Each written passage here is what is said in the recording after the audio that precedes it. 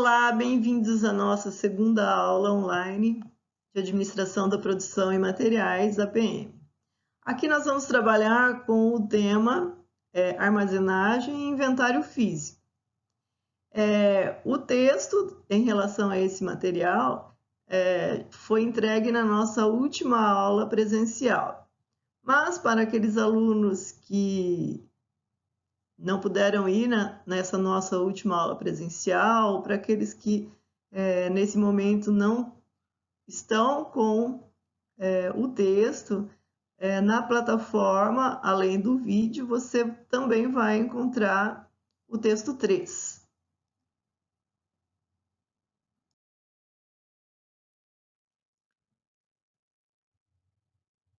Então, para acompanhar o desenvolvimento dessa aula, eu sugiro que você tenha em mãos o texto 3, o seu caderno para fazer anotações e os apontamentos, ok?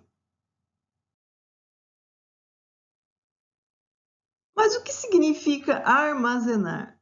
De acordo com o dicionário, armazenar significa depositar provisoriamente mercadorias em armazém, em entreposto, pôr em depósito, conservar.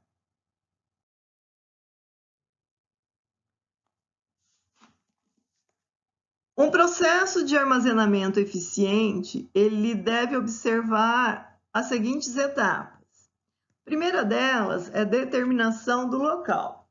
A seleção do local, ela vai se referir à parte específica do imóvel da empresa em que a instalação ficará localizada, tá? Então, onde a empresa, qual é o local que a empresa vai destinar para que sejam armazenados os produtos. O segundo ponto é a definição adequada do layout. Qual é o desenho desse armazém? Como os itens serão colocados? Outro ponto são as técnicas de estocagem, com embalagens convenientes aos materiais. Que técnica eu vou utilizar? Que nós vamos ver mais adiante. Mais um ponto a ser considerado é o sistema de estocagem. Aí nós temos o sistema de estocagem centralizado e um sistema de estocagem descentralizado. O sistema centralizado é onde a estocagem ela é feita em um único local. Esse sistema facilita o planejamento da produção, o inventário e o controle. Pode ocorrer desperdício na área de armazenamento, tá? Então, esse é um ponto negativo do sistema centralizado. O sistema descentralizado, não existem locais fixos.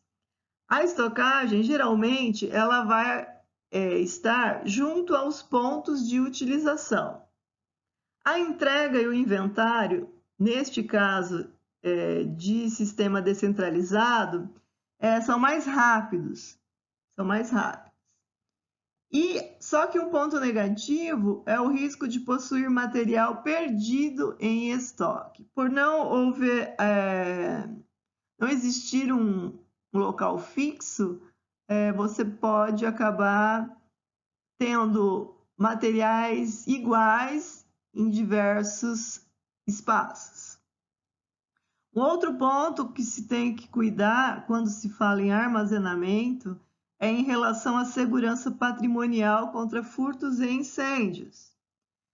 Ao planejar o armazenamento, as empresas precisam realizar também o planejamento da segurança contra furtos ou roubos, segurança de incêndios, no sentido de preservar o estoque da empresa.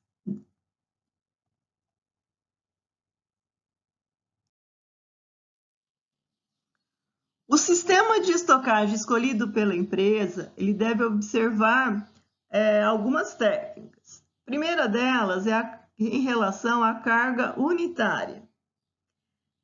Aqui, as embalagens de transporte, os pallets, arranjam uma certa quantidade de material como se fosse uma unidade. Isso vai facilitar o manuseio, o transporte, a armazenagem, vai economizar o tempo de armazenagem, carga, descarga, esforço, a mão de obra utilizada durante o processo, inclusive uma redução da utilização do espaço. Uma outra técnica é o sistema de uso de caixas ou gavetas. Quando que a empresa pode adotar o uso de caixas ou gavetas? Esse sistema é ideal para materiais de pequenas dimensões, como parafusos, arruelas, material de escritório, ou até na própria seção de produção, onde os itens de pequeno volume, de pequeno tamanho, eles ficam acondicionados de uma maneira que seja mais fácil de se usar, um acesso mais fácil, um acesso mais rápido. Nós temos também as prateleiras. Para que servem as prateleiras? São destinadas a materiais de tamanhos diversos e para o apoio de gavetas ou caixas. As prateleiras são adequadas para peças pequenas e leves e quando o estoque não é muito grande.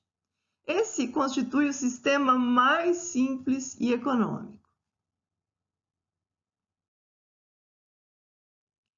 As racks são usadas para peças longas e estreitas, como tubos, barras, tiras, vergalhões e feixes. Podem ser montados em rodízios para facilitar o deslocamento. A técnica de empilhamento, as caixas ou pallets são empilhados uns sobre os outros, obedecendo a uma distribuição quantitativa. Elas são úteis para aproveitar ao máximo o espaço vertical, reduzindo a necessidade de divisões nas prateleiras. E aqui você vai formar uma prateleira única e vai facilitar a utilização das empilhadeiras. O container flexível é uma das técnicas mais recentes, utilizada para sólidos a granel e líquidos em sacos. É uma espécie de saco feito com tecido resistente e borracha vulcanizada com um revestimento interno conforme o uso.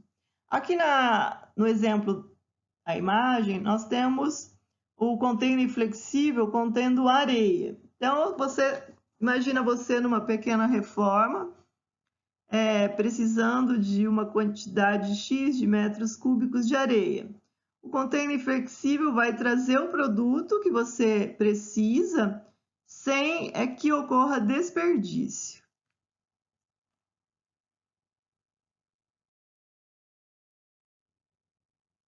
Em que consiste o inventário físico para a empresa?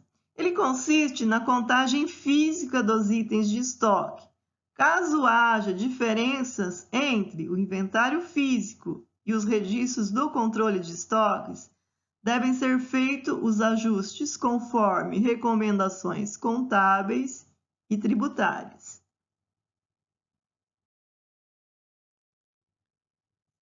O processo de inventário físico, ele é desenvolvido em 4 etapas.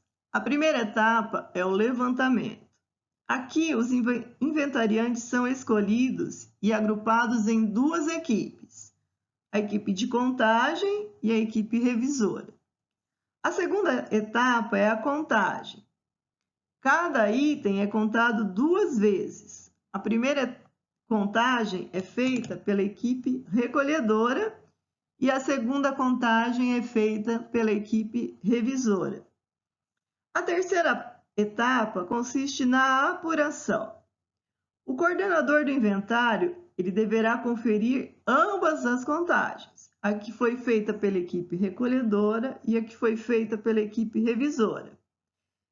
Se positivo, o inventário para o item está correto. Se não, deverá haver uma terceira contagem por uma equipe diferente, em caso de diferenciação na contagem do item.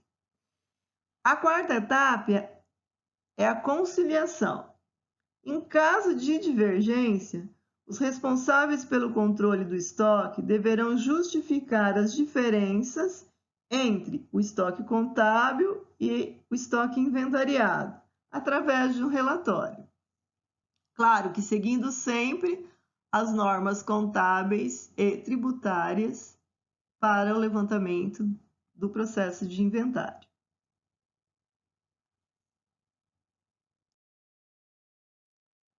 Muito bem, chegamos ao fim da nossa segunda aula online de APM. Na plataforma, além do vídeo, estarão disponíveis o texto 3, que fala sobre armazenamento e inventário físico, e também vai estar disponível uma atividade de aprendizagem, que é um estudo de mini caso, onde você vai fazer a leitura do mini caso e vai colocar as suas sugestões de como solucionar o problema apresentado. Até a próxima!